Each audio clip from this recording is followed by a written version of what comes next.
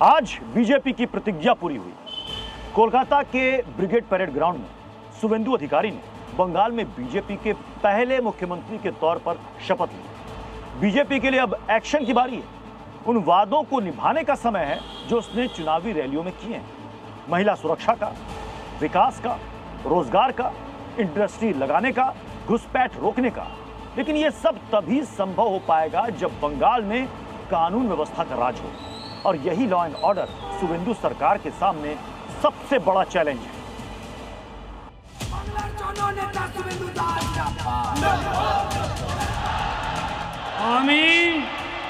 আমি শুভেন্দু অধিকারী ঈশ্বরের নামে শপথ করিতেছি যে বিধি দ্বারা স্থাপিত ভারতের সংবিধানের প্রতি আমি অকৃত্রিম নিষ্ঠা ও আনুগত্য পোষণ করিব। शुभेंदु अधिकारी के लिए बंगाल का ताज फूलों वाली कुर्सी नहीं, कांटों का सिंहासन है। 10 करोड़ बंगाली मानुष की आंखें टकटकी लगाए देख रही हैं कब होगा सोनार बांग्ला का सपना पूरा।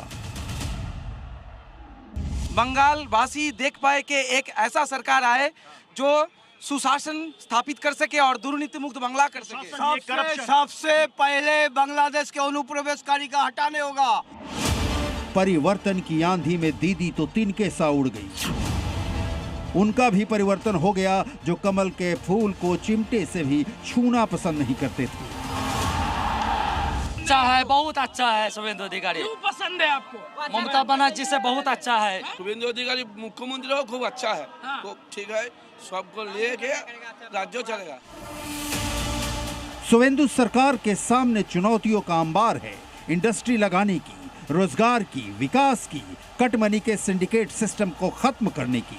लेकिन इन सब के पूरी होने की पहली शर्त है बंगाल में कानून व्यवस्था का राज होने की।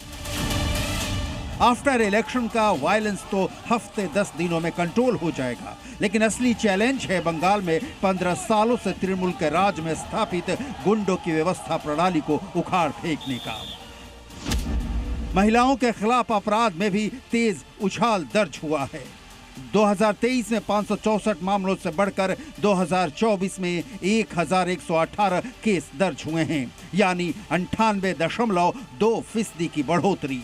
एनसीआरबी के ताजा आंकड़ों के मुताबिक 2024 में पश्चिम बंगाल में कुल हिंसक अपराध 22,530 से बढ़कर 51,244 हो गए हैं, यानी 127.4% की चौंकाने वाली बढ़ोतरी।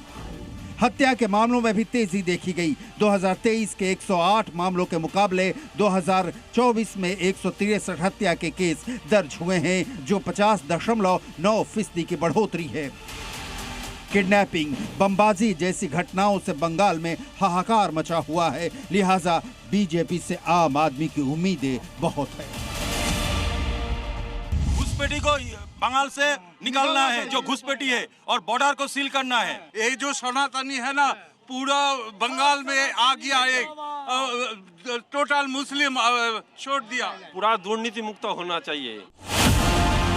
शुभेंदु अधिकारी के सामने कानून व्यवस्था को दुरुस्त करने के लिए एक विकल्प है योगी मॉडल का, जिसे बिहार भी अपना चुका है और उत्तराखंड भी। यह मॉडल है डायरेक्ट एक्शन का, जिसमें इंसाफ के लिए लोग अदालतों के चक्कर नहीं काटते, अपनी आंखों के सामने तुरंत इंसाफ होता देखते हैं।